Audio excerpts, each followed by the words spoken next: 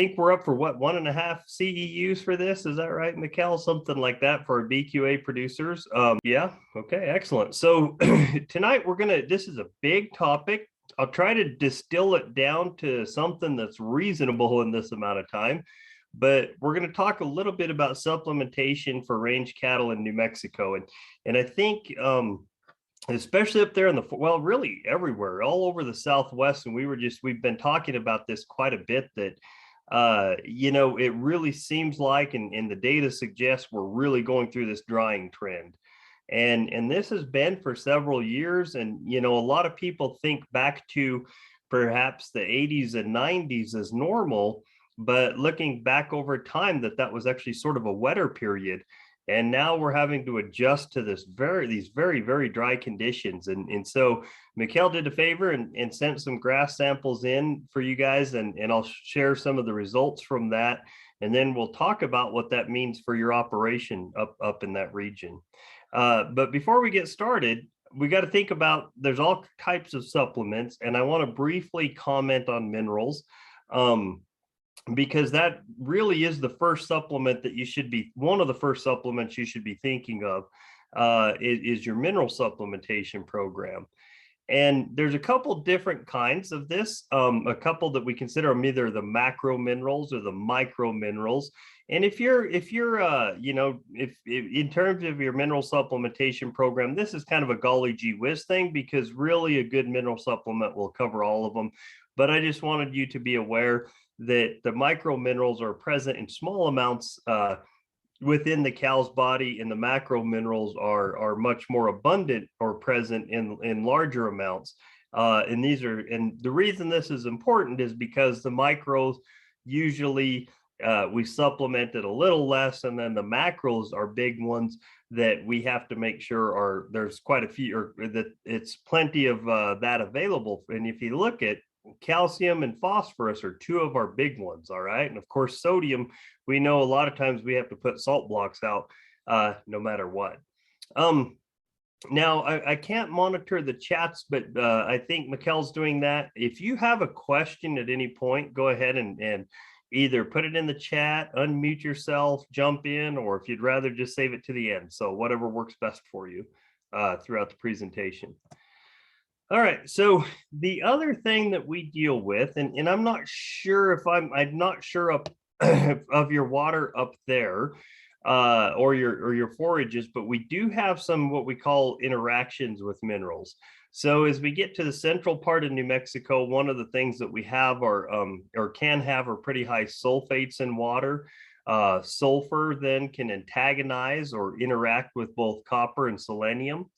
The one that we have really throughout the state are pretty high iron levels, and even just having high iron levels, and we'll look at some of the forage samples here in a little bit, can perhaps antagonize or reduce the amount of copper that's available to animals. So in some cases, even if they have these minerals available to them, if something else is present at a really high level, then it will cause a mineral deficiency. So it's pretty interesting.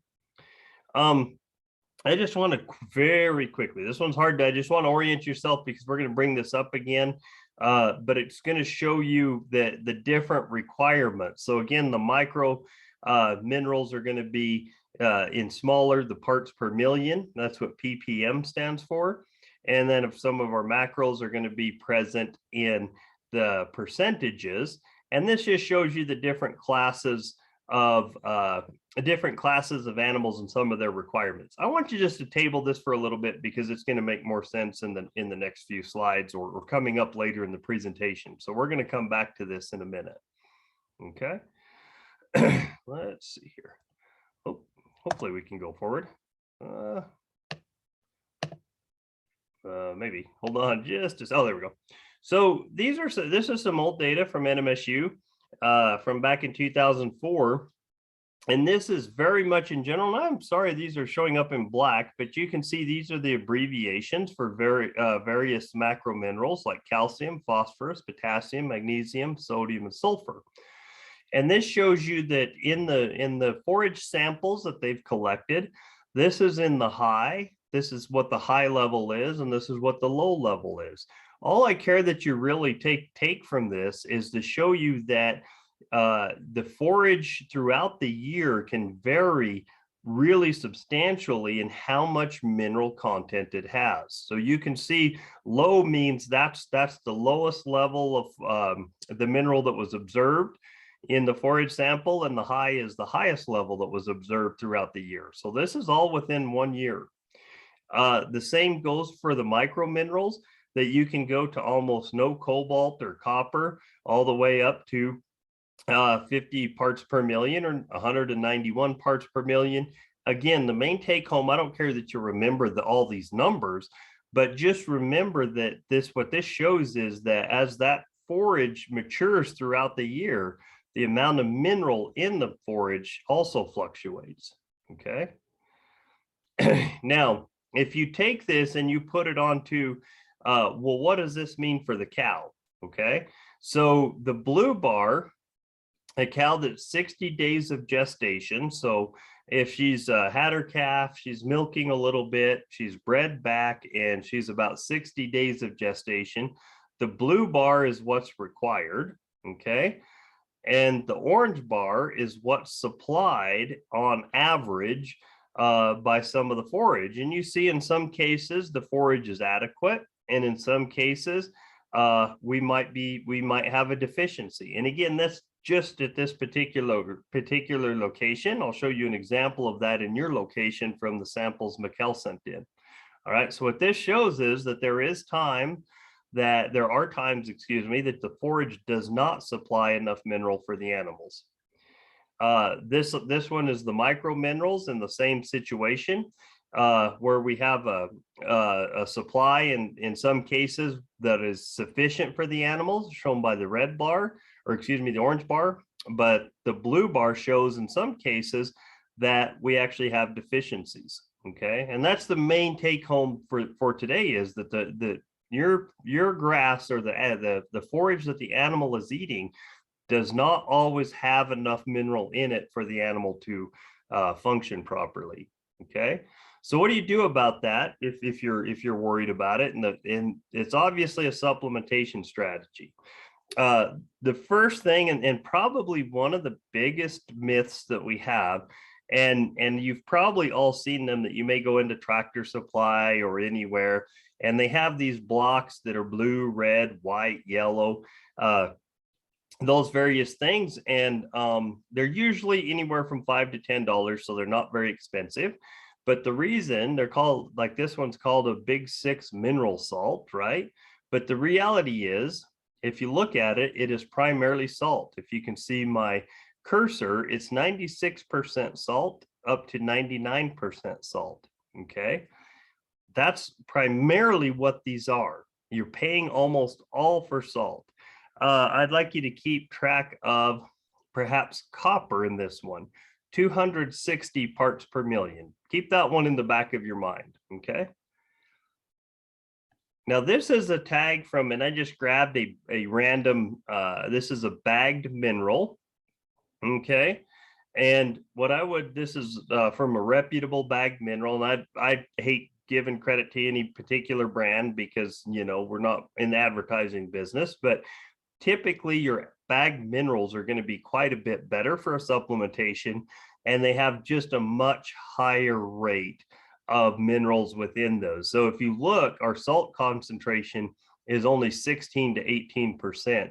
And I asked you to remember just one of the minerals at about, if I remember right, was 200 parts per million or so. You notice it's about 1,200 parts per million in this particular bagged mineral. So those blocks, the take home from that is those cheap trace mineral blocks are primarily salt. You really don't get that much mineral from them. Okay. And so if we look at, if we compare this parts per million, so that's one of the tricks on the block, is that they may present things as parts per million or a percentage. So if we look at, say, 0.1%, that is 1,000 parts per million. Okay, so the block is going to make it seem like it has a whole lot of magnesium because it says we have 2,400 parts per million. And if you just read the label, that sounds like a lot. But if you look at the bagged mineral, that's a better mineral, it's at 10%. And you say, well, wow, that's not as good. That one has 2,400 parts per million. But if you do the math, 10% equals 100,000 parts per million. And so again, the take home is if you're supplementing mineral, those cheaper mineral blocks are primarily salt. Okay. So I'd always recommend a better bag mineral. The organics, basically, you'll hear this a lot from sales group that they're more digestible or more absorbable. Unless you really have a problem, this isn't something you need to spend the money on. These are usually quite a bit more expensive. What they do is they chemically alter, they chelate the mineral so that it passes through and it increases the availability. But in general, unless you have a problem with your mineral supplementation program, you usually don't get that big a bang for your buck on range cows. Okay. We have some injectable minerals. There's a lot of people that have used these. They have a great marketing system.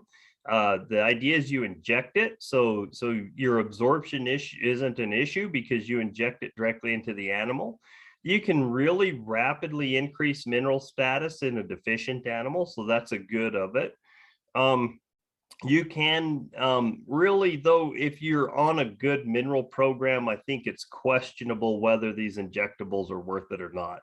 If you have an animal that is deficient, they do work, and this is something like the multi-min. But if you do have a deficient animal, it is a way to rapidly increase the mineral status. So they have their place, I guess. Okay. And then so some general guidelines that we always do or recommend is, provide a good free choice bag mineral. There are some tubs or blocks, not those cheaper ones that are true mineral blocks. And those are mineral tubs, and those are also pretty good. Keep them near their water supply so they have a chance to run into them when they come in for water. And you do want to monitor intake. So people say, well, they're eating me out of house and home. And, mineral right now especially is really expensive. So 50 pounds is 800 ounces. All right. A lot of minerals are either 2 ounce or 4 ounce per day recommended intake. So let's just assume we're feeding a 2 ounce mineral. So if you have 10 cows, 2 ounces per day, that means the cows should eat 20 ounces per day. And I hope you can kind of follow that math. Remember, 50-pound bag of minerals, 800 ounces. A 2 ounce mineral means they should eat 2 ounces per cow per day. So for every 10 cows, this one bag should last about 40 days, So if you have 100 cows, one bag is about 4 days, and that gets really expensive. All right. Good. And if there's questions at any time, go ahead and either jump on or put in the chats. And with that, we'll talk about probably what you think of more when we're discussing supplementation, and that's the nutritional side of things. Okay. The first thing, and one of the biggest challenges, is we got to first identify the factors we need to know before we start supplementing. So these are some general things you need to think about. When do you calve? When does breeding season start? When do you wean? And what groups of cattle are you feeding? And this is a big one. And a lot of people in New Mexico and really around the world, around the country, so I'm not singling out New Mexico specifically, but we may have year-round calving. And so we have animals at all different stages of gestation and ages, and that makes supplementing more challenging, which I'll describe to you in a minute. And it relates back to what the animal needs are, okay? And that's the key to good management or developing a good supplementation strategy, is identify what these needs are. All right. So as we go through today, I want to keep this relatively simple for this, and really for range cows, you can do this. If we're trying to really dial in, if you will, a feedlot ration and pushing these calves to this maximal gain and all that kind of stuff, it gets quite a bit more complicated.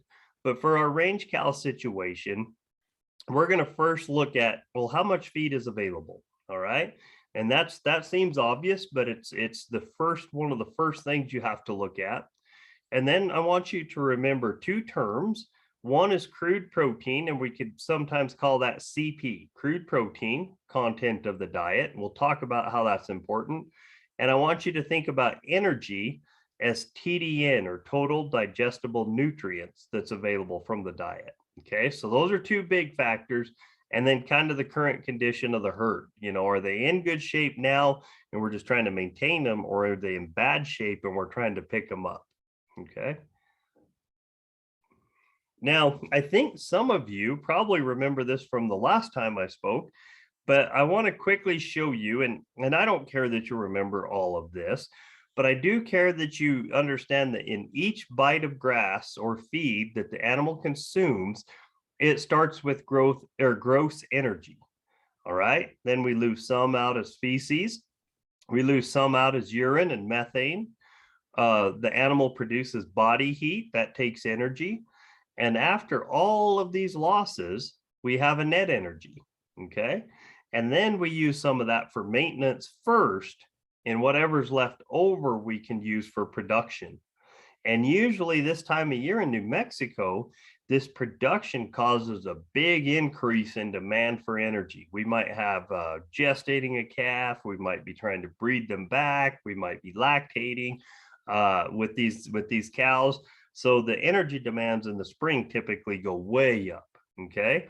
The net energy. But I want you to keep that in mind, that every bite of energy, and if these are not met first, then this what happens is this goes away first, this goes away second, and we start to lose body condition score, and the animal starts to go get skinnier and skinnier. Okay. I hope that makes sense. So that's on the energy side. But the other thing is requirements amongst the classes of animals are not the same. Okay. Heifers are still growing. Heifers are ones that have not had calves yet. They're just trying to grow and hit puberty. Your 2-year-olds, on the other hand, they're trying to grow. They're trying to have a calf and raise that calf, and they're also trying to get bred back. So these are a really hard group, especially in a drought. The 2s and the 3s are all in that boat where they have all this stuff going on. And if you think back to that energy chart I just showed you, their energy demands are really high. So this is a really challenging group to keep in good shape. Then you have your middle-aged cows, and these are the easiest cows to maintain. And then you have your old cows, which are also a bit of a challenge. They tend to have a higher energy requirement to maintain them. Okay, so I hope everybody's kind of following along with that. Is within this cow herd, your energy requirements are different based on what type of animal is there. Okay. So what we're going to show you next is a couple of the dry matter intake requirements. So this means how much feed does this animal really need? On the bottom, it shows you months since calving. So this would be at calving, 1 month after, etc.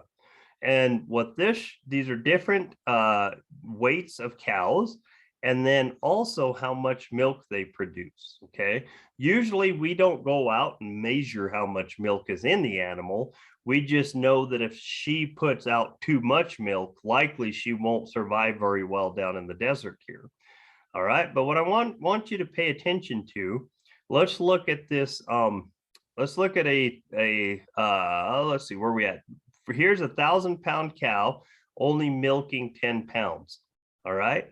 But now I want you to look at this right here, that a 1,000-pound cow who milks 20 pounds per day has the same energy requirement as a 1,200-pound cow who only milks 10 pounds a day. That's how big of impact the milk production can have. And then, of course, it stabilizes once the calves are weaned out here at 6 to 7 months. Okay. So that's the effect of milk production on how much they need to eat. The same exact thing happens on their protein. This is their crude protein requirements. And this just shows you, again, the only thing that I care that you take home from this is it shows you how this same cow or this group of cows, how it fluctuates, their protein requirement fluctuates throughout the year and based on how much milk they produce. Okay, that requirement means then that these animals need different levels of supplementation. And I'm going to show you an example of that coming up. So I hope that makes sense. And then this is their energy requirement. Okay, so again, if you look at this 1,000-pound cow that happens to milk quite a bit, her energy level is actually, or her energy requirement is actually more than a 1,200-pound cow. The cow that weighs and is bigger has a lower energy requirement at this point in time because she milks less. Okay, so this is the challenge with year-round calving, or one of them, because you're going to have animals here that have just calved and lactating and have a really high energy and protein requirement. And you're also going to have cows way out here that maybe you just weaned calves from. And so in one case, you're probably not supplementing enough. And in the other case, you're probably over supplementing. So that is a challenge of not having a uniform calving season and a uniform production cycle. Okay. Are there any questions on that before we move forward? Because I've got a couple more slides on the same situation. This shows if we're trying to raise our own replacement heifers, and if we start at 600 pounds, and if we need the heifers, if we, and this is trying to target these heifers for breeding. So let's say we need to get them to 800 pounds, but it shows you how much. The blue bar shows you dry matter intake requirement. That means what percent of dry matter intake do they need, their crude protein requirements, and their energy requirements. Kind of keep these numbers in the back of your mind, that 7 and this 50, and that's only to gain about 0.5 pound per day. Okay, if you want those heifers to gain a little over 2 pounds a day, you would have to feed 12% protein and 70% TDN. I want you to keep those two numbers kind of in the back of your mind. Okay, so we need for this lighter group of heifers, that these are heifers we would wean in the fall and we're going to retain in the herd, but we need them to grow. At minimum, we need at least a 50% TDN or energy level and at least 7% crude protein. Keep this in mind, because we will be talking about that here in our supplementation strategies. Okay.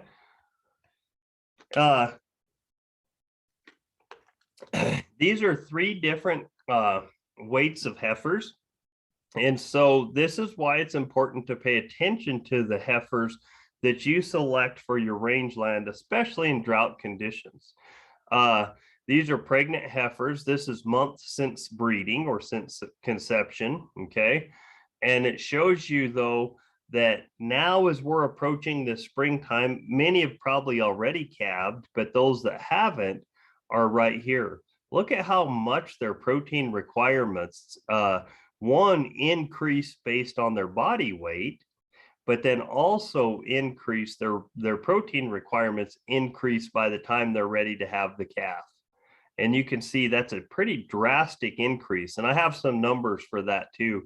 But again, it goes back to this class of animals. You have to understand what group of animals you're trying to supplement. Okay. And this is kind of beating a dead horse at this point, but this just shows the same thing relative to the TDN or the energy, that as the heifer gets closer and closer to calving, then her energy requirements continue to go up. Okay.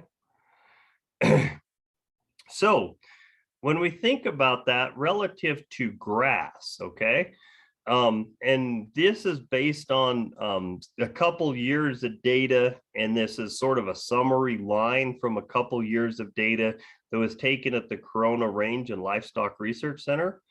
And this is their average forage quality. So not good, not bad, but when they measured or quantified the forage quality, this would be the average forage quality. And what the black bar shows that this is a cow's crude protein requirement, and this is months since calving. Okay, so right at calving is one of her highest, 1 month after calving. She's really milking. This is one of her highest levels of protein requirement. Now, in this data set, I'm going to show you how that probably isn't the case right now, but in this particular data set, the average forage quality was sufficient to meet the cow's demands. All right, but as she got out close to 6 months from calving, then we start to see that the average forage quality maybe doesn't meet her demands, or it gets really close. And then near her, the months 9, 10, 11, and 12, we're probably talking about December, January, February, something like that, that her crude protein requirement is more than the grass can provide. Does that make sense? So in this case, this gap shows you that's a point you would need to supplement. Okay. Now, when we look at high quality forage, and it does not happen often, but if we happen to have a really rainy year, for example, all year long, and the grass is really good, guess what? You don't supplement anything. The forage quality is sufficient to meet her demands, and that's shown, her demand is shown, is shown in the black bar as her demand, and the yellow bar shows what's supplied by a high quality forage. So all year, in that case, the forage is sufficient. We don't have to worry about it. Okay. In this case, there is no supplementation. On the flip side, and this is probably close to representative of where we're at now, this shows low quality forage. Again, this is months since calving, and you notice every single month we have to supplement. Okay, this is a real low forage quality situation, usually associated with really dry years. So in that case, when the grass is really dry, it's a bad situation. It's just one of those. I'm going to show you what kind of what it looks like already up in your guys' part of the world, and hopefully get a little bit of spring rains to improve this. But so that shows you how you have to evaluate your forage quality when developing a supplementation strategy. In other words, you can't just do the same thing year after year. You have to adjust your supplementing strategies to match whatever's going on within a year. And I hope that makes sense. And that's what those previous few slides were intended to show you. Okay. So lack of protein, and this is a bad situation, because you can also, so let's say you have an animal out there on the grass now, and it's pretty dry grass. It's insufficient protein, and I'll show you that. But the other thing is that without protein in the diet, the microbes in the rumen tend to not die necessarily, but they're not healthy. And so you can actually reduce the energy level too. So that's why drought's such a bad problem. The forage protein goes down. They don't eat as much forage. Their energy levels go down that they consume, and they have to walk farther for the grass. And so it's a very vicious cycle that they're in. Okay, so you have to supplement protein in these low protein situations. And what this shows, this is an old study, but it's really interesting. This is forage dry matter intake as a percent of body weight. Okay, so 2% means, it's pretty simple. If it's 1,000-pound cow, that means she would eat 2% of her body weight at this point, which is about 20 pounds. Okay, this is the forage crude protein content. And what I want you to pay really particular attention to is down here around this 4%, that the cow is eating only about 0.5 to 1% of her body weight. That's it. That's all she'll eat at this low level of protein. And it's because the bacterial population in the rumen are not healthy enough for her to eat more. They can't digest more. But if you notice, as the crude protein percent goes up in the diet, then she starts to eat where we want her, and that's right around this 2.5% of her body weight. Okay, that's where she should be. But notice you have to be up around the 8% protein level in the diet for her to get there.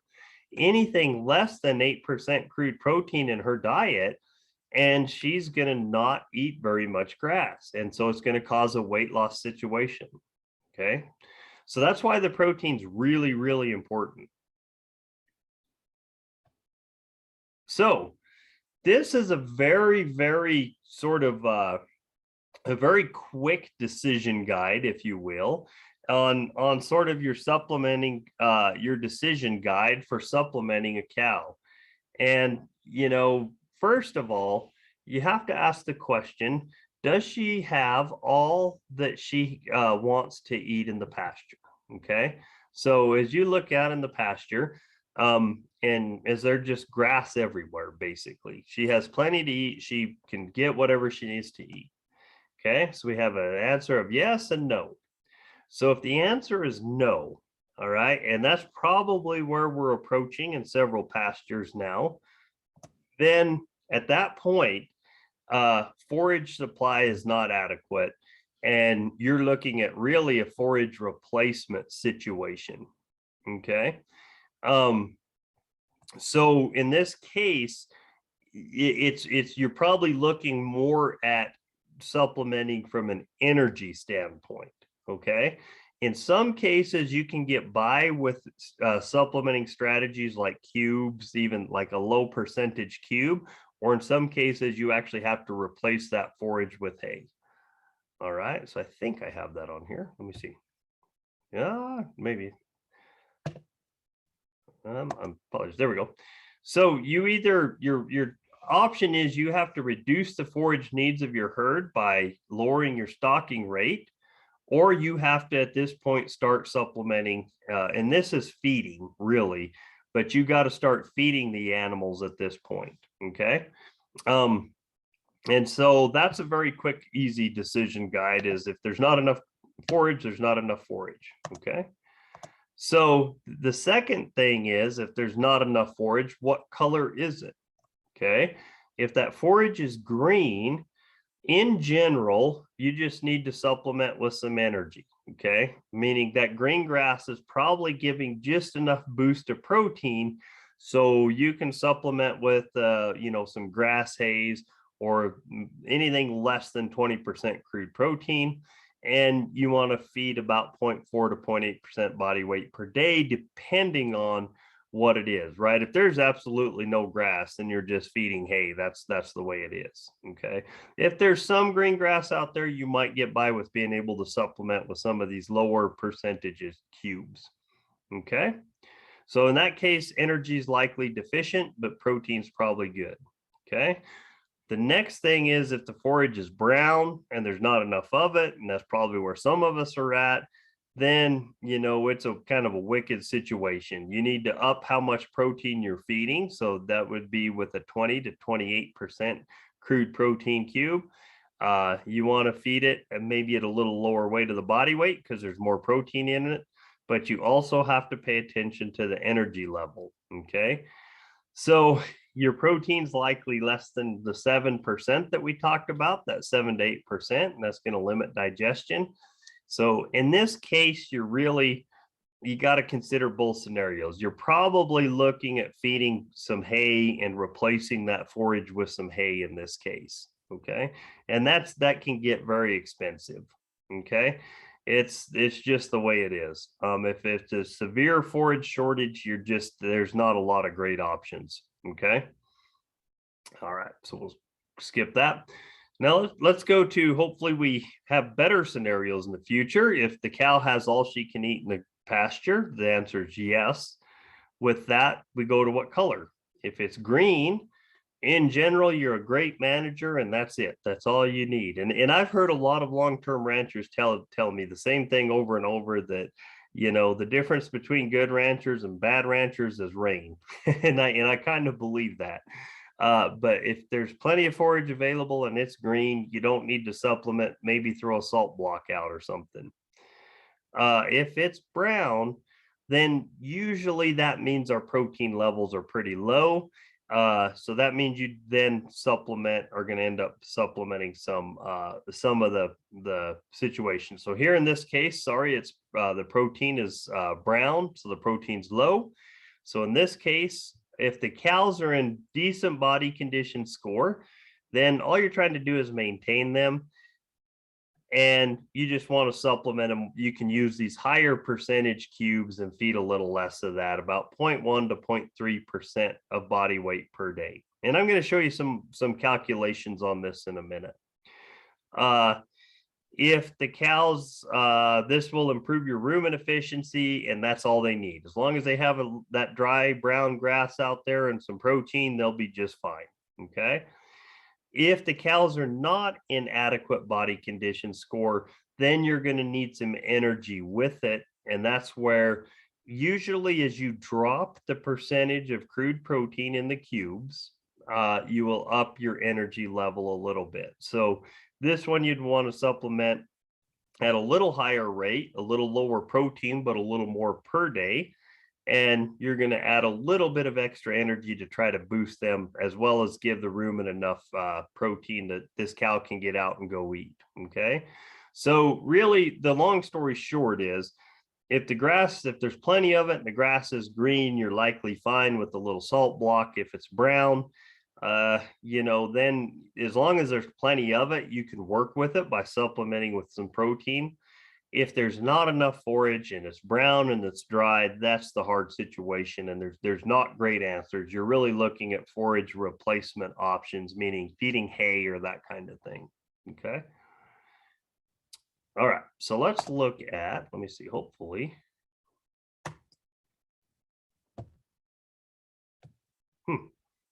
I apologize. It's not advancing for me. Hold on a second. There we go. All right, I want to bring you quickly back. I know we're jumping around back to mineral for a second, but let's look just strictly at calcium and phosphorus for a second. This is the percentage that's required for these different classes of animals, from growing, finishing, 1,200-pound cow that's gestating and dry, and lactating cows. So if you notice, the phosphorus is 0.27 is probably the max that's required. Calcium about 0.31%.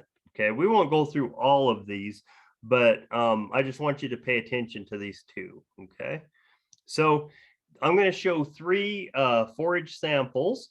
These are some that Mikkel collected for us, and we're going to just pay attention to the dry basis. This as received, this is so, and Mikkel can comment later on how this works, but basically you go out, you sample some of the forage that you think that the cow is going to eat. You send it to this lab, and then this is what they send back to you. This is the information you get back. So she can comment on exactly where she collected these, but what this as received means that everything has a little bit of moisture in it. Okay, so in this case, it's pretty dry already up there. It only had 6% moisture, meaning about 6% of that grass sample that was sent in was water. 94% or so was what's called dry matter. Okay, and so the dry basis means on the dry matter basis. So if you measure 1 pound of a dry matter, it's going to be 2.86% crude protein. If it's one pound of as received, you're going to have a little bit of water in there. So that's why the protein level is a little lower. I hope that makes sense. But if we look at this on the dry basis, look at the protein percentage. And you think back to what I told you about a cow requiring somewhere between that 7 and 8%. And then think about that growing heifer that needed like 11%. We have some major gaps in protein on this sample. Let's come down and look at the TDN. And I'm going to show you what this means. That's a 46% or so TDN. Now, if you think back to that phosphorus, calcium looks actually not that bad, but look at the phosphorus level.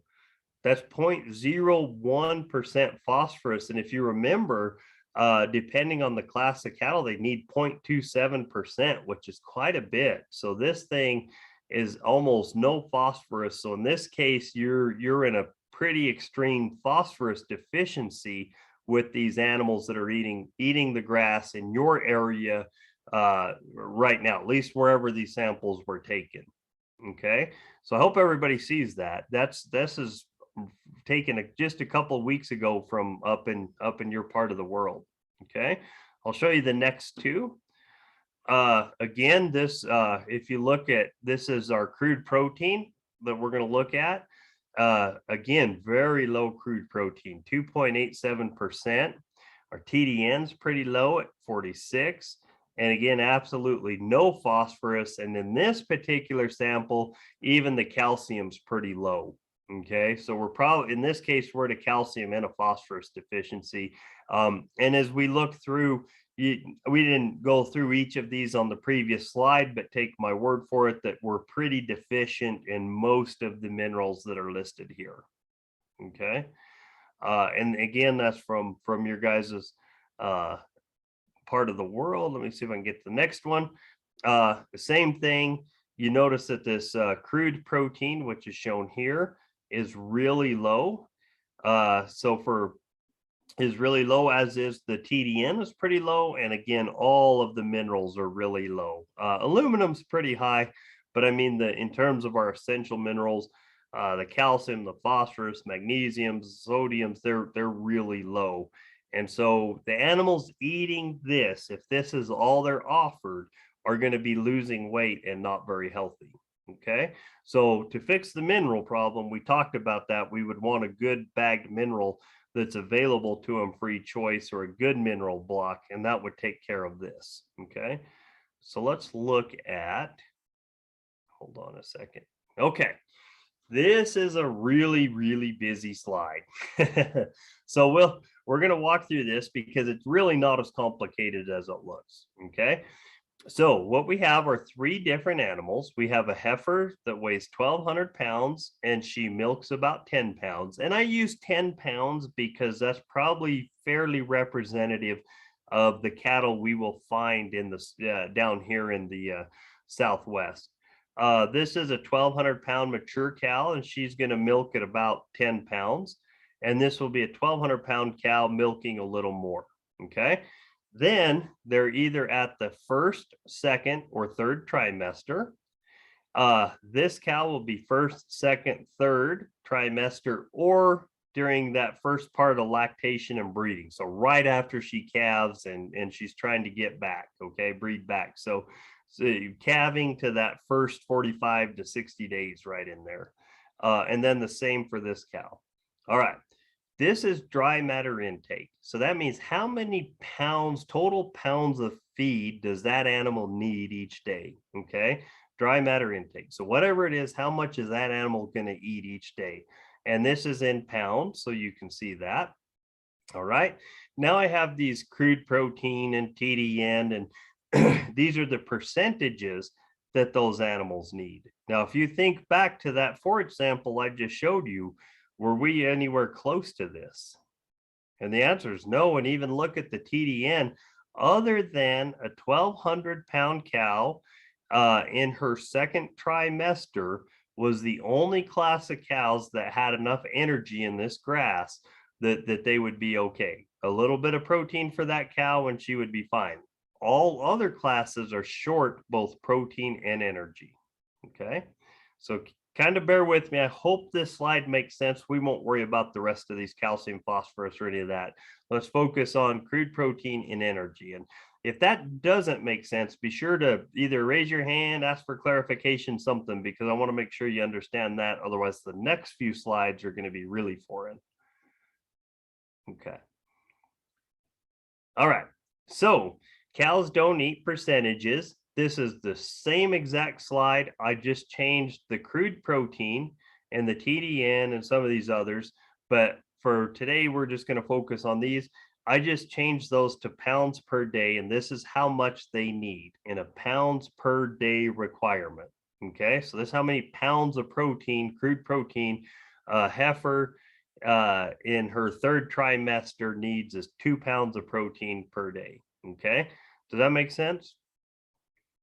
Okay. Hearing no questions, I'm going to keep rolling on this one. So let's look at this is, I think, assuming about a 4.5%. I'd have to do that calculation again. About a 4.5% crude protein, or 1.2 pounds of crude protein from the forage. We made a couple assumptions that the cube that's being fed is 95% dry matter. So if we are looking at feeding 20% cubes or 32% cubes, this is how much in the red you would have to feed per day to these animals to meet their protein requirements. Okay, so if we look at this, the heifer in her first part of first trimester, she doesn't have a big requirement. Okay, it's 1.2 pounds a day would cover her, either at 20% cubes or even less than a pound to 32% cubes, excuse me. Again, this is assuming that the energy is sufficient. Because we know it's not on the grass, this is what we would be looking at feeding, is probably more into this 20% cube situation. But look at this 1200 mature, or this 1200 pound mature cow that milks a lot during lactation and breeding. Look at that. She would need 9 pounds of cake per day of those 20% cubes. Now, there's a reason we have cows in this region that don't milk a lot, because we're not probably feeding them 9 pounds of cubes per day. So this cow, if you think way back to that first energy thing that I showed you, she probably is not going to have enough protein and energy to reproduce. So once she lactates, has that calf and lactates, she's probably not breeding back. She's probably not getting enough cubes to get bred back. Okay, so I'm giving you just a minute. I'm dragging this out so that you can look through these different groups and how much of the cubes are required just to meet the protein demand. And again, when we have the really low quality forage, we probably want to be focused more on this 20% side so that the energy can also be supplemented. The other thing that this really highlights is if you think about having a year-round calving, so you have cows at all different stages of gestation or lactation, look at the difference. If you're throwing out 5 pounds a day to meet the requirements of this animal, you're overfeeding all 3 of these. If you're throwing out only 2 pounds a day to meet the requirements of this animal, you're underfeeding all of these. And that's the challenge of not having a pretty uniform situation, or uniform calving group, if you will. All right, so let's look at this from the perspective of what we just found in that 2.86% crude protein. And actually, I think when I did this calculation, I said the cube's not 100%. So it'd probably be even a little bit worse. But anyway, using this crude protein, right? So go back up to this. This was assuming probably about 20%. Look at these numbers. And this is assuming, excuse me, it's probably about 4.5% crude protein in the grass. But when we actually measured it, we only had 2.86%. Look how much you have to supplement to meet that protein demand. And it's a lot right now. And this is the challenge we're facing across New Mexico, because what else is going on? The cost of all these commodities is soaring. So what we have is our forage that we just measured, our crude protein and our energy is really low, but while the cost of these supplements are really going up, and look how much we have to use, because we're right here either in the third trimester or in lactation and breeding. And even your relatively moderate cows are needing almost 6 to 7 pounds a day. And anybody who's bought cubes lately, knows that that's a lot of cost per day for these cows. Okay. So that's a challenge. But that's how we would use this information is Mikkel went out to gather the samples. We send it to the lab. We get it analyzed. We look at what the requirements of our animal are, and we look at how much the grass is giving versus how much the cow needs. And then we calculate how much of our supplement we have to give to meet that. Okay. So, and this is a pretty easy calculation. If you take your forage and let's say that she eats 24.2 pounds of forage per day. If you multiply that by 0.0286, that tells you how much protein she's getting. Okay. And then this shows you how much she needs. And then you just do the simple calculation to, and we can work through that on a calculator or an Excel sheet if you would like me to at the end of this presentation. And then that will show you how much you have to feed the cow per day.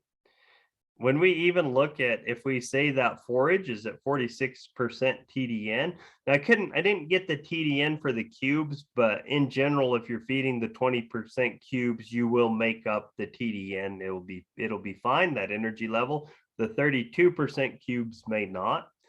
But this is the TDN that's required per day.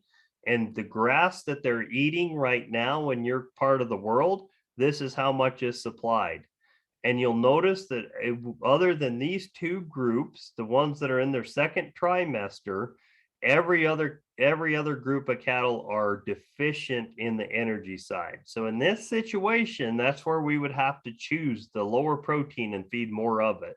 Okay, then we're getting more protein as well as making up this energy deficiency.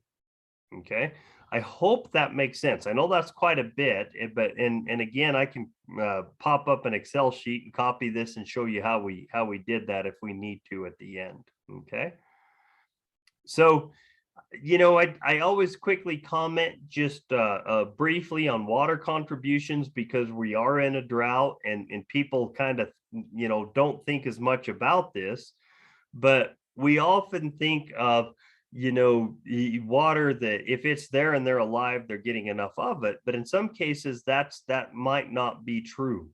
You can think about it like any other aspect. There's an optimum intake and there's less than optimum. All right. And so just because the water's available and the animals are alive doesn't mean that they're getting enough water or enough quality water. All right. So with this, dry matter intake is really impacted by how much water they take, either that they consume or water quality. And we won't go through this too extensively. This is a very busy slide, but this is looking at steers, and they're looking at various levels of total dissolved solids, which is sort of just a measurement of how much stuff is in there. And then the second number is the sulfate. So you see the total dissolved solid / sulfate level. Okay. And this shows their average daily gain. These are the two I want you to pay attention to: average daily gain and their dry matter intake. Okay. And so, what you can notice is as the total dissolved solids, and in this case, sulfate 2, as they increase, look what happens to dry matter intake. It drops from 20 pounds per day all the way to 13 pounds per day just by water quality. Okay, so the animals are just simply not drinking as much water, so they're therefore not eating as much, and therefore they're not gaining as much. Okay, the reason I bring this up in this time of year is because you got to think about this from our drought perspective. Let's assume that a cow requires 24 pounds of dry matter, 24 pounds of dry matter per day. So remember, our forage was like 3 or 4% dry matter, but for this calculation I just said, let's assume it's 88%, or in this case, this would be some green grass that's 60%. So it's 40% water. Okay. So if she consumes 27 pounds of this forage, she's going to get about 3 pounds of water, or half a gallon, and that's it. If the grass has a little bit of moisture in it, she's going to consume 40 pounds of that forage, because remember, there's more moisture. So of this 40 pounds, a lot of that is just water. In fact, up to 16 pounds, or nearly 2 gallons. So a cow grazing or luscious green forage can get up to 8 gallons of water just from the grass. It acts like a little canteen for them. They can travel around, eat grass, and they get a lot of moisture from it. But think back to that slide that I just showed you. And a lot of times in drought situation, we have to rely on less desirable water sources, and they're going to be drinking more of that. So we can actually be really limiting how much they eat just by the water intake as well. So that's why this drought's such a tough nut to crack. And I'd be remiss without acknowledging some people that helped collect these data. And along the way, Shad Cox, Dr. Eric Sholagirdis, and Dr. Marcy Ward, and of course the folks at Corona helped collect a lot of that. But with that, I think, unless we want to walk through one of the scenarios, Mikkel, I leave that to you. I think that really summarizes using a forage sample to supplement your range cattle. And as always, we could be open for questions for sure. Right. So if anybody has a question, go ahead and unmute yourself, or better yet, you can go ahead and type your question in the chat box. But I'm surprised of how much it says on analysis what we're missing out, especially for phosphorus. Like have you mentioned from the previous slide, it's a lot more than what I see on analysis, because I see that we have 0.01 percentage of phosphorus. And I want to know, like, how does phosphorus play into cattle supplementation? Yeah, that's actually a great question. So phosphorus is a very key mineral. It's important for a lot of things, from if you start to see maybe some retained placentas, that kind of thing. It's also for growth, hair, reproduction. It's involved in just a lot of different things. The other issue with phosphorus is that it has to be sort of in combination at the right level with calcium. And so with how low that phosphorus level is, you're probably also altering the calcium level available to the animal. So you're probably also really impacting the bone structure. She's probably turning over some of the bone structure, trying to mobilize those calcium and phosphorus stores from her bones. So yeah, it's a really bad one to be deficient in. It is something that if you have cows out on this, you want to get a really good quality mineral out there, because that phosphorus being that low is a problem. That could be a really big problem. So you want to make sure and get a good bagged mineral for that. It's not uncommon, because it is sort of water soluble and things. So as grass matures and accumulates the phosphorus, say during its growing season, and then it'll be stored up into the grass. But as over time, if there's no growth, then it can sort of get rained on or iced or snow and sort of leach it out of there. And that's probably where we're at now, it looks like. And so my guess is, you guys, based on that phosphorus level and some of the minerals and the protein, it's been extremely dry up there for quite a while, it looks like. Oh, hi, good evening. Hi, this is good evening. This is Marge. Yes, we did collect that grass from Seven Lakes area where we run our cattle. And we do a lot of supplemental. We do range cakes, and that has like 20% protein. And then we do crystalics. We have them all spread out. And then we lay out salt blocks, trace mineral blocks. And then during the vaccination, one time we give them Malta Mill 90. So yeah, we are surprised that the data was very, very low. And I just don't know how our cows survive. Maybe these supplements do help them. And then the body score to our cattle are like at 4 to 5. They're pretty big. So what we did is we had a carrying capacity of 60, but we're not running 60. We're running only 30. So we really cut back on our rangeland. So that's probably another plus for us that we didn't run these mama cows down. So yeah, we did collect all these forage from our range area, and the grass was pretty high. Like it was like a 14 inches above the ground. And we really thought that's healthy, but through the analysis, it's a need. But we're just so happy that we have been supplementing all the time. We just don't let the cows run with low energy. So I know there were some questions that where was the forage collected, and it is collected near Seven Lakes at one of our ranch that we lease. Yeah, so I was just looking at the Wrangler range cakes, and the protein is at 20%.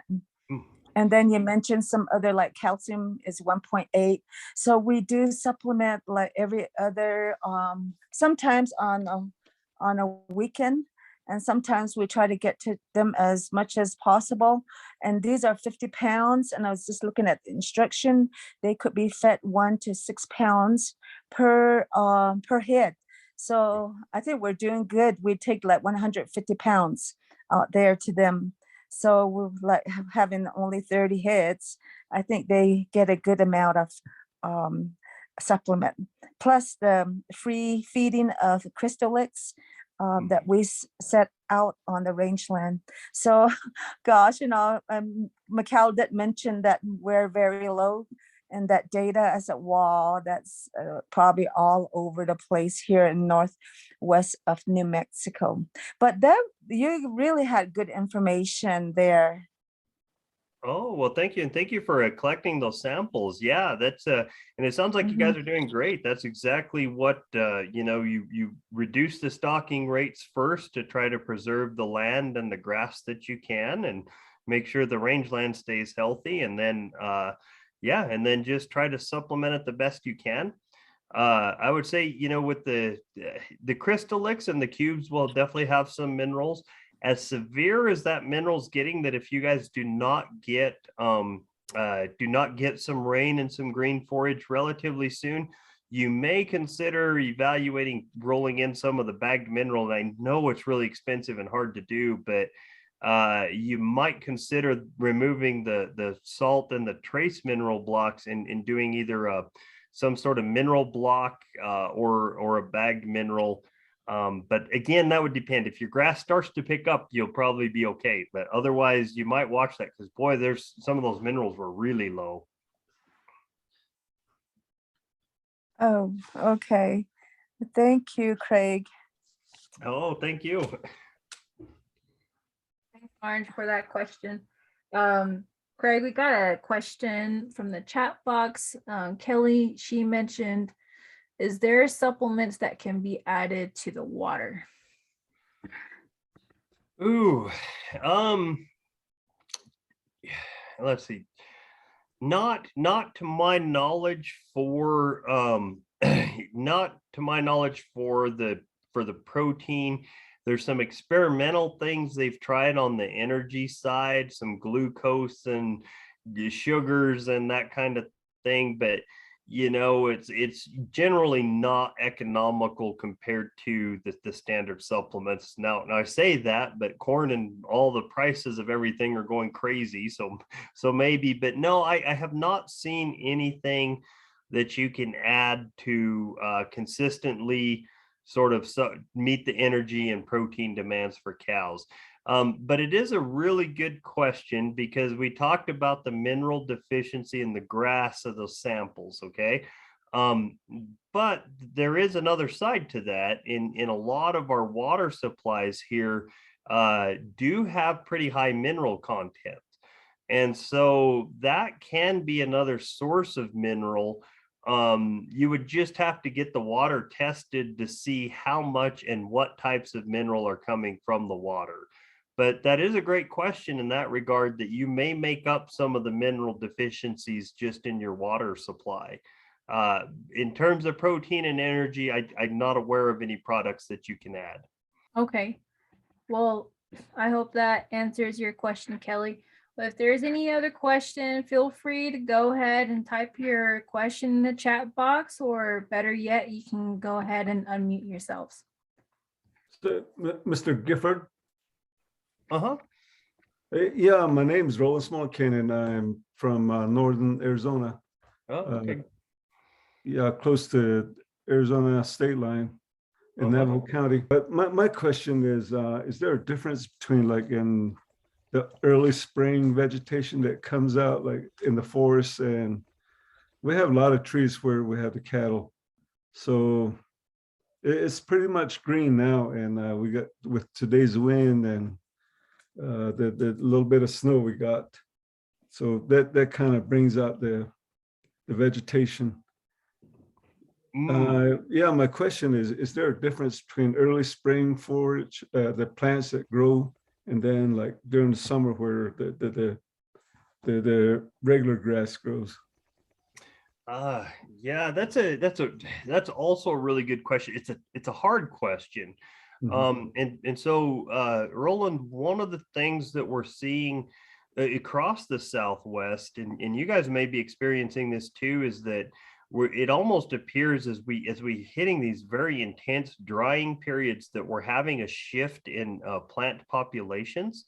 In terms of what normally comes at certain times isn't really coming anymore, and certain other types of grass are becoming more prominent. So I have talked to some people that do lots of sampling and supplementing and things for customers. And they say they are seeing differences now in the grass types and what their supplementing strategies have to be. So I would say it's definitely possible that the nutrient profile fluctuates. One of the ones we know we have to watch out for, especially in the higher elevations, is that very first early season grass that grows really fast. You know what I mean? That you get a little bit of moisture and it grows really fast. That one can be sufficient for like protein and energy and those types of things, but it can be really short of magnesium. And then that's when we can run into things like white mussel disease and some other problems. So that's one to watch out for. If you get that really fast, lush growing green grass in the spring at those higher elevations, if they're not on a good mineral program, you can run into some mineral deficiencies and some problems. Outside of like the protein and things, it is possible that it probably does change, and there's various nutrient values changes, but even where we're at, you guys are up there in a very beautiful part of the Southwest, right here in Las Cruces. It's it's beautiful to some, but not to cows. And but we have guys here that will graze really terrible weeds, mustard weed, kochia, pigweed and stuff. And as long as it's kind of young and fresh, the cows get along pretty good. But as soon as it starts to mature, then we run into toxicity issues with it. So I think that's a really long way of saying, the one we know about's magnesium and the mineral deficiency in that early season grass. The others, it definitely could change. You just have to keep an eye on your cows to see how they're responding to that forage. I have another question. This is Marge again. While it's getting, it's greening up lately, and maybe another sample we could send for analysis. Or I'm just thinking, would it be possible, or maybe another rancher could collect a much greener sample? The time we collected that dry one was, I think was 3 weeks ago or something like that. So it's greening up right now in certain areas. So the data might be more positive.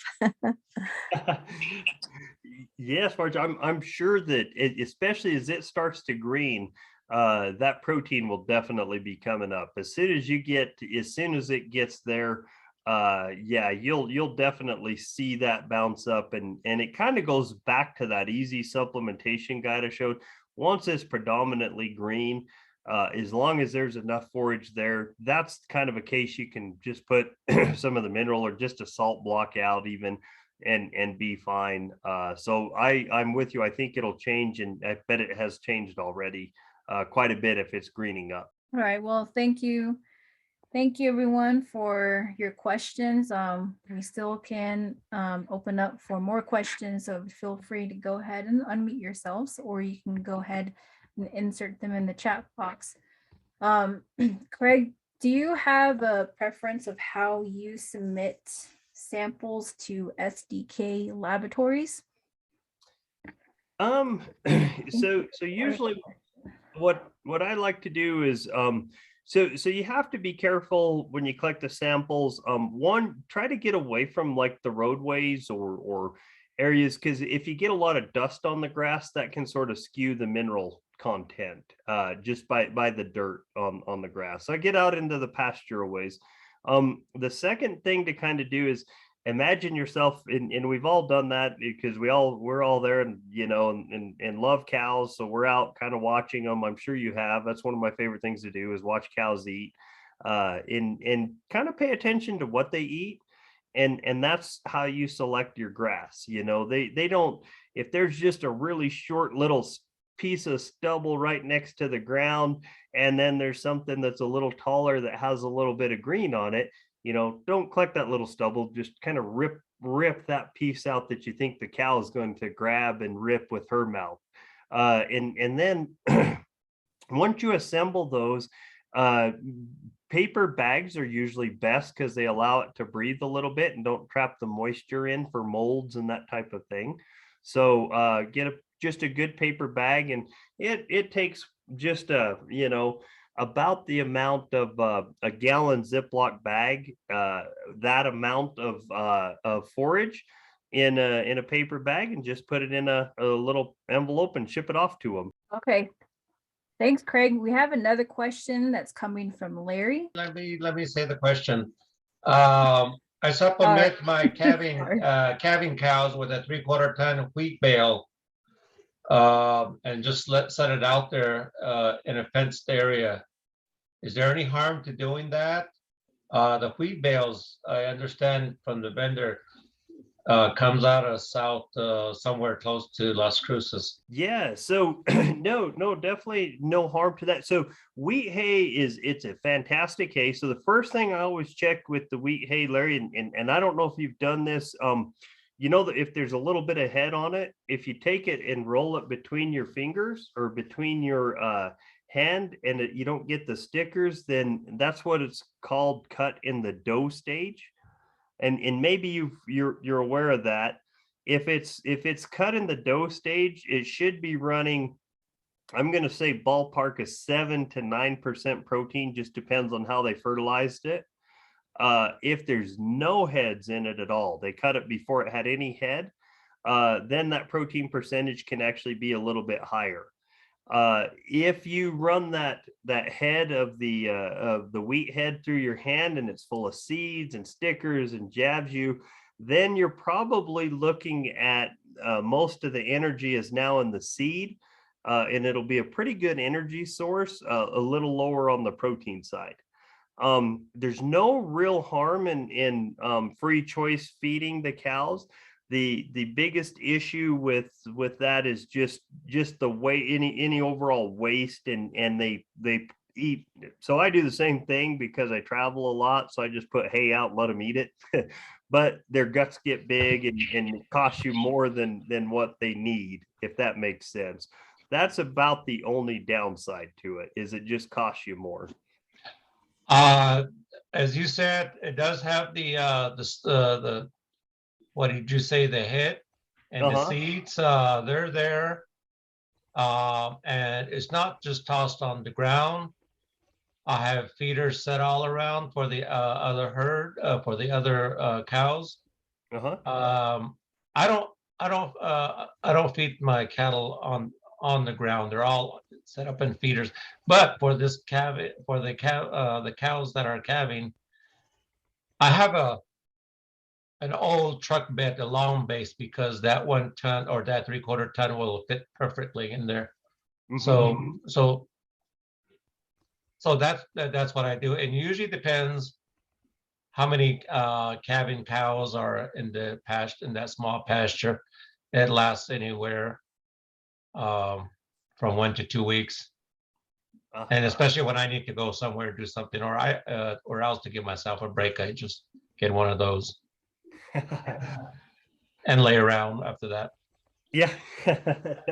Yeah, I do the same thing with my small little set. And you know, and so if looking at the data, so if you compare, say, cows in a similar situation and limit fed, so instead of just sort of that free choice hay, what the free choice can do is it actually makes the the guts, or the inside components, the GI tract overall, a little bigger, so it makes the animal a little less efficient.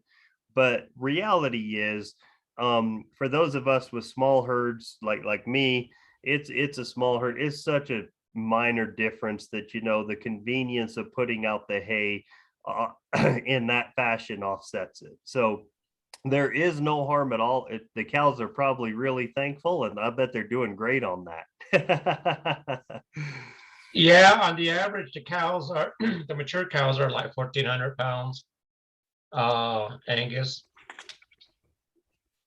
and it's a small herd, but I can manage. Yes. Okay. Yeah. No, you know, if it works, I think that's great. You won't be causing any problems. It's yeah, like I say, there's same exact boat. I know I can probably do things a little more economical, but my time in this case is more valuable than the economics on the other side. Thank you. Thank you for putting on your webinar. I really got a lot of information, enjoyed the webinar. I just have one question. We don't supplement much in Northeast Arizona, southern corner, in the corner by the Chusco Mountains.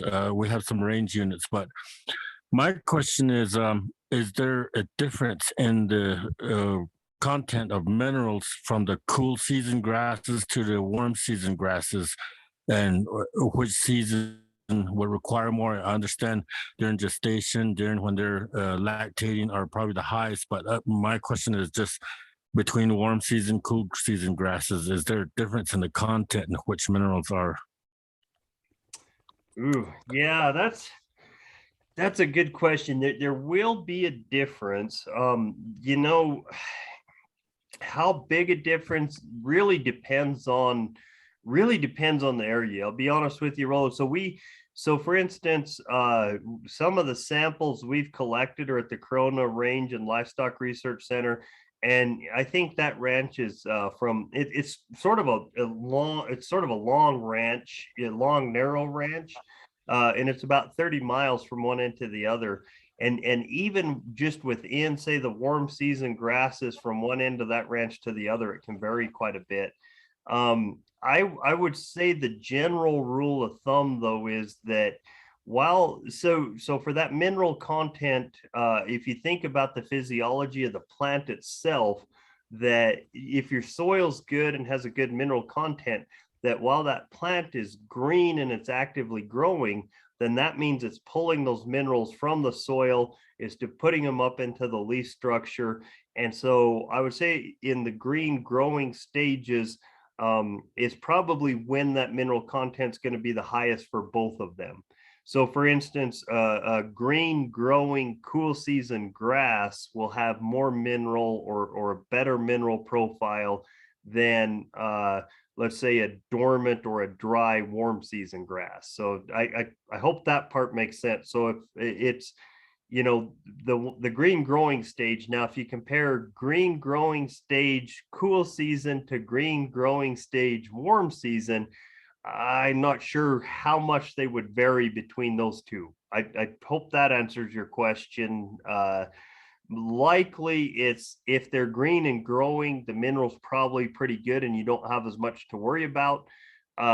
When both of them dry out, is you probably have mineral deficiency. And Roland, I would add one thing to that. And so on the mineral deficiencies, it's important to remember that it's not all or nothing. So let's say you won't get 0 calves versus you put minerals in and you get 100% calves. It's sort of, if you start to see maybe some retained placentas, some, you know, kind of off color looking hair, some hair patches are sort of falling out, unhealthy looking hair, again, retained placentas, calves aren't very vigorous. You're starting to get some disease issues. Those types of things can be an indication of mineral deficiencies.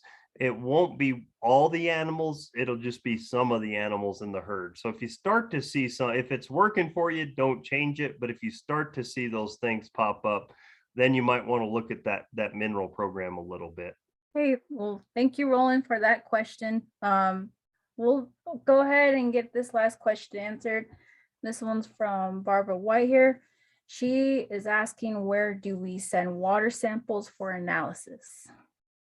Oh, okay. Yeah. SDK will actually do those too. Barbara, you can get a hold of SDK and they'll actually send you for free a little kit. It has a little cup and everything that you can collect your water sample in. And it gives you instructions. So for instance, if you're doing it for domestic use for your house or something, it has to be shipped in, I think within 24 hours or something of collecting it, because they measure various bacteria and things. But if it's just livestock, that's less important. So they'll just do a livestock analysis on the water, which will be minerals and that kind of thing. Okay. Well, okay, do we have another one? Okay, Marge says, excellent presentation, Craig. Yep, I agree with her. So thank you so much, Craig. I really appreciate taking the time out of your busy schedule to do this great cattle supplementation webinar for us. So I know that everybody's going to take back a lot of information, major considerations, especially on crude protein and the TDN energy that we all need to hear. So really appreciate it. Thank you a lot. We learned a lot, especially on water quality impacts on dry matter forage. So we learned a lot and we're taking it back with us. So really appreciate it. Thank you everyone for joining us this evening as we touched base on a lot of information on cattle supplementation. So appreciate it, Craig. Thank you so much. Yeah, thank you everyone for having me. I really appreciate it. Yeah, thank you. Well, that will go ahead and lead me to my next discussion. We're going to have a drought management webinar that's going to be presented by Casey Speckman. He's our NMSU CES rangeland specialist. He's also coming from Las Cruces area, and that is going to be presented on April 20th from 5:30 to 6:30 p.m. So look out for a webinar that you're going to be expecting next week. We also have this event that is on New Mexico beef quality assurance. So you would have to register for this event. So head on over to that website, and we thank you all for tuning in tonight. So thank you. And once you guys have exit this presentation, you guys are gonna have a survey pop up on you. So if you would, by all means, take a moment, fill out that survey. We would really appreciate that. Helps us a lot. So that we'll go ahead and end it with that. So you guys all have a great evening. Thank you all for attending our webinar tonight. So we hope to see you next week.